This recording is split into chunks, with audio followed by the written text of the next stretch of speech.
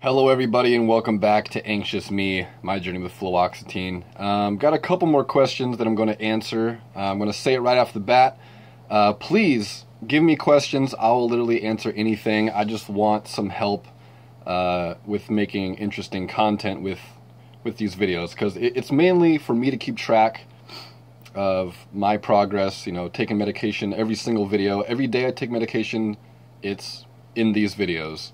And also updating on how I'm doing, but I also want to start incorporating getting a conversation going with you guys. So please leave me a comment on this video, literally ask me anything. So I'm going to answer two questions today. I'm going to start the video, actually no, we can wait. Two questions. One was from yesterday's video, or one's from 2 days ago, and the next one, and the one after that will be from yesterday's video. So the first question I want to answer is from Johnny Zener, and he said, if you could rewrite any moment in your life, what moment would you rewrite, and why? He also said, what would the new timeline look as a result, and who would I be? If there's any moment I could rewrite, I think it would be sometime around when my kid was born. So around like 2009 or so. I had a fiance, my kid's mother, and I don't think I was being as good of a fiance as I could have been, and that relationship fell through, and I think I sort of let it fall through. I really think it could have been fixed. There's things I could have done differently to make that work out, and I say that because I've dealt with anxiety my entire life, and it'd come on for a few days and then go away for months and months, and I'd never see anything about it. I don't really know about anxiety either. I just knew that there was moments throughout the year where I just didn't feel right, and progressively got worse and lasted longer as time went on. But when I lost my fiance and we lost our house and I had to move back in with my parents, and I was a single parent and taking care of my kid by myself all the time, and I wasn't working, all that really set off my anxiety terribly. That's when my anxiety got the absolute worst that it's ever been, and it lasted for years. And I think I would rewrite that. Things happen for a reason. I definitely believe that. I feel like, all of our paths are set out the way they are because that's just, I don't know. I don't want to get too much into that, but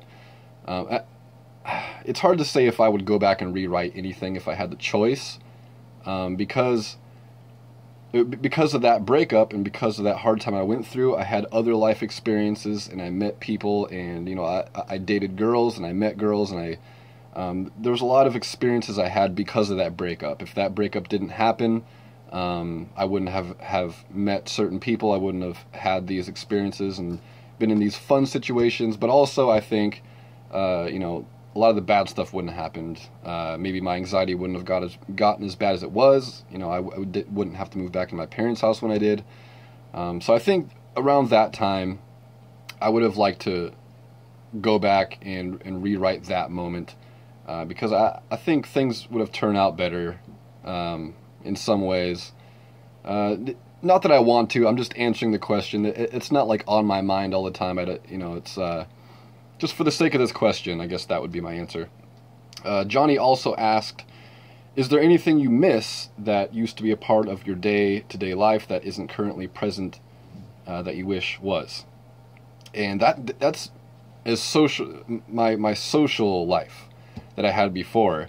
I've always been kind of a thin guy. Like I'm not built too big now, but I'm healthier looking than I used to be. But I used to be pretty thin and lanky, and I'd never gotten to hard drugs or anything like that.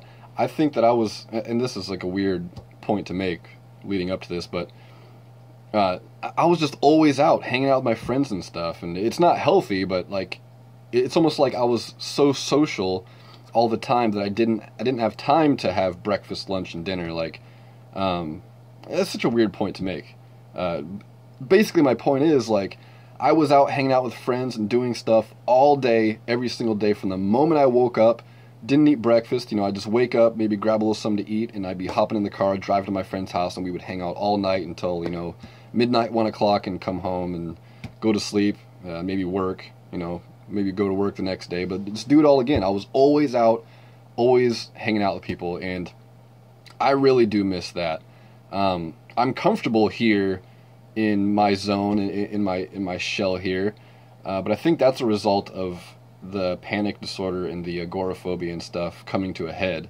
Because I didn't want to get out and have a panic attack. I didn't want to face that stress, so my mind made myself comfortable here, and I found the things that entertain me here at home.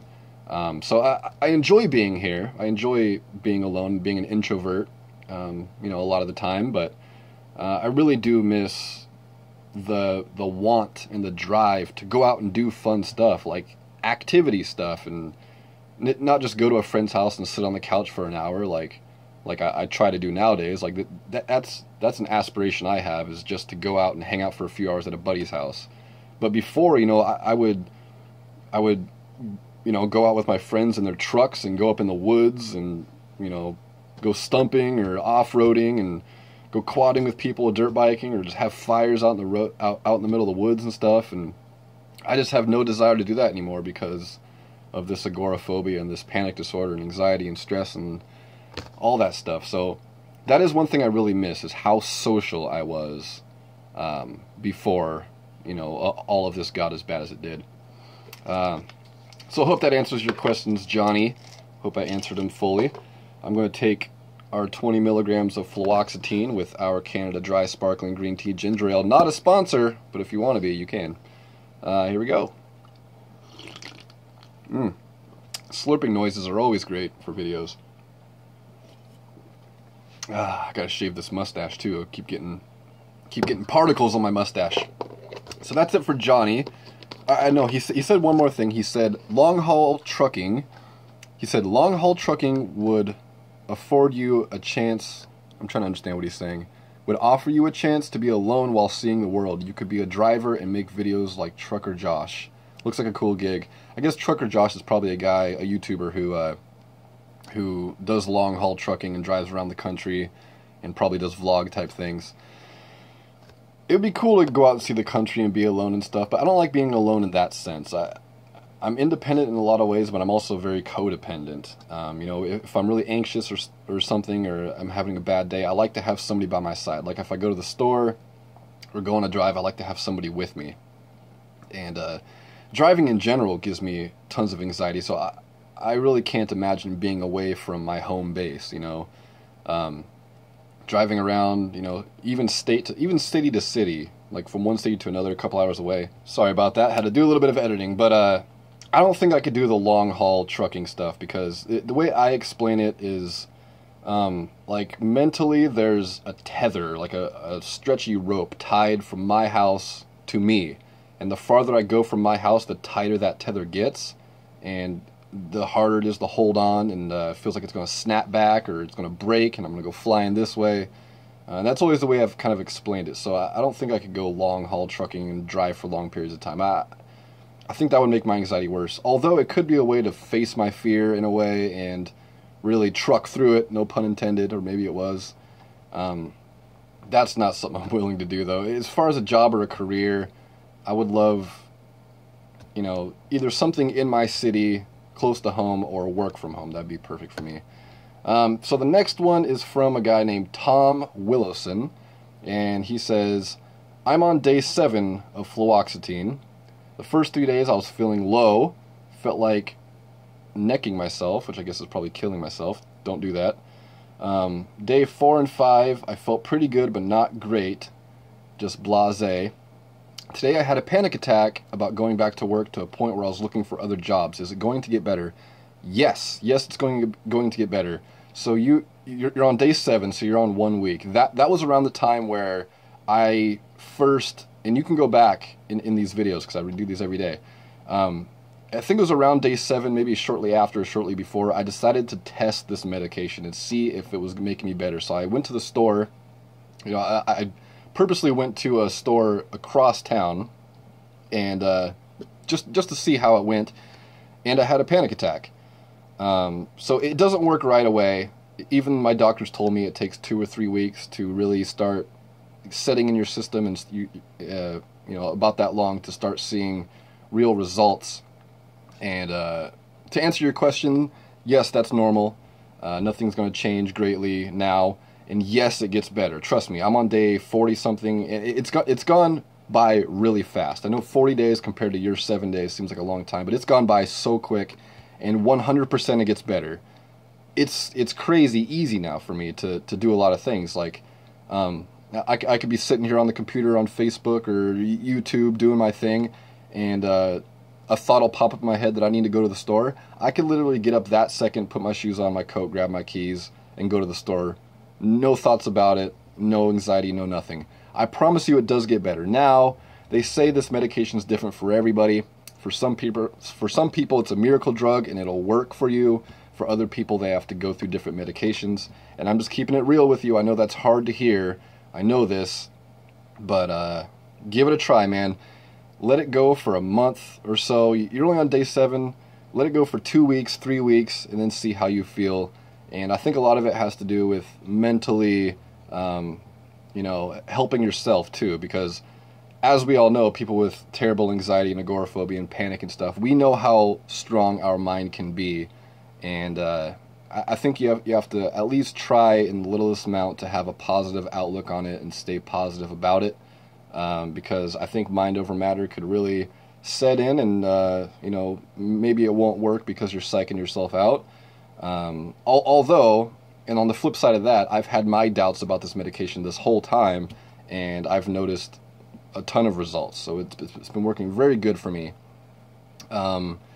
And also, these questions I'm reading, it looks like they're on older videos. I'm kind of just on my comment page. So these might be older videos. These might not be yesterday's video necessarily, but yeah, I guess that's going to be it for today, guys. I hope I answered your questions thoroughly. Please leave your comments below. Update on today, I went for a little bit of a drive. I drove my brother to his workplace just a little while ago, and everything went fine. Guys, I'm feeling so good now. I almost feel like I have nothing bad to report on. I am tired and, you know, stuff very often. I had like 2 cups of coffee today. I'm still not awake. So I'm thinking long-term effect of this medication could be sleepiness. But sleepiness is a trigger for my anxiety and my panic, but I haven't had any anxiety or any sense of panic whatsoever in the longest time. Even if I'm tired and I go drive places, but you know, it's not a bad tired, it's just a relaxed kind of tired. But anyways, I'm ranting on too long, trying to keep these under 10 minutes like I always say. But that's going to be for today, guys. I hope you guys enjoyed. If you did, please leave a like on this video. It supports me more than you know. Mentally supports me in other ways, I guess. But thank you guys for watching, and I will see you guys tomorrow.